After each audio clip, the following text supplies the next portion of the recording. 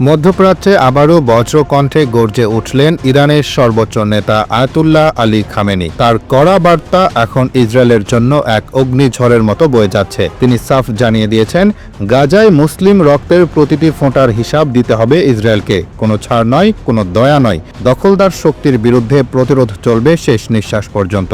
Khamenei জোর দিয়ে বলেন, মুসলিম উম্মাহকে ঐক্যবদ্ধ হতে হবে, কারণ ইসরায়েল কেবল গাজা নয়, সমগ্র ইসলামী বিশ্বের অস্তিত্বকে চ্যালেঞ্জ করছে। তার বার্তা ছিল একেবারে স্পষ্ট, ইসরায়েল তার প্রতিটি অপরাধের বিচার পাবে, আর এই বিচার এড়ানোর কোনো পথ নেই। গাজার শিশু, নারী আর নিরীহ সাধারণ মানুষকে হত্যার জন্য খামেনি সরাসরি ইসরায়েলকে দায়ী করেন। তিনি আরো বলেন, এই নৃশংসতা নিছক যুদ্ধ নয়, বরং ইসলামকে নিঃশেষ করার একটি আন্তর্জাতিক ষড়যন্ত্র। ইরানের সর্বোচ্চ নেতা সতর্ক করে দেন, যদি মুসলিম রাষ্ট্রগুলো এখন চুপ থাকে, তবে আগামী দিনে আগুন ছড়িয়ে পড়বে প্রতিটি মুসলিম ভূমিতে। তিনি এরদোগান, পুতিন, কিম জং উন ও শি জিনপিং এর মতো বিশ্ব নেতাদেরও ইঙ্গিত দেন, যেন মানবতার স্বার্থে একত্রিত হয়ে ইসরায়েলের অপরাধ থামাতে দৃঢ় অবস্থান নেওয়া হয়। তার আহ্বান, ফিলিস্তিনের রক্ত বৃথা যেতে দেব না, শহীদদের আত্মত্যাগ বিশ্বজুড়ে প্রতিরোধের আগুন ছড়াবে। খামেনির কড়া ভাষণে উঠে এসেছে এক অদম্য লড়াইয়ের ডাক। তিনি বলেন, ইসরায়েলের বিরুদ্ধে লড়াই শুধু ফিলিস্তিনের নয়, এটি গোটা ইসলামী উম্মার অস্তিত্ব রক্ষার সংগ্রাম। জেরুজালেম, আল আকসা মসজিদ আর পবিত্র ভূমির মর্যাদা রক্ষার জন্য প্রতিটি মুসলমানকে এগিয়ে আসতে হবে।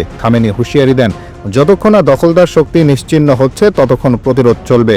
তার এই দৃপ্ত ঘোষণা বিশ্বজুড়ে মুসলিম হৃদয়ে আগুন ধরিয়ে দিয়েছে, আর ইসরায়েলের মিত্র শক্তিগুলোকেও এক কঠিন বাস্তবতার মুখোমুখি দাঁড় করিয়ে দিয়েছে।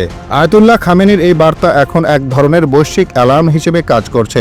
তার বক্তব্যে ফুটে উঠেছে প্রতিরোধ, প্রতিশোধ আর অবিচল দৃঢ়তার সুর। তিনি বিশ্বাস করেন, ইসরায়েলের পতন সময়ের ব্যাপার মাত্র, আর সেই পতনের সূচনা ইতিমধ্যেই শুরু হয়ে গেছে গাজার রক্ত ভেজা মাটিতে। মুসলিম উম্মাহর ঐক্যই হবে সেই শক্তি যা ইসরায়েলের সমস্ত দম্ভ গুড়িয়ে দেবে। ইতিহাস সাক্ষী থাকবে, খামেনির সতর্কবার্তায় নতুন এক বিশ্ব বাস্তবতার পথ প্রদর্শক হয়ে উঠেছিল।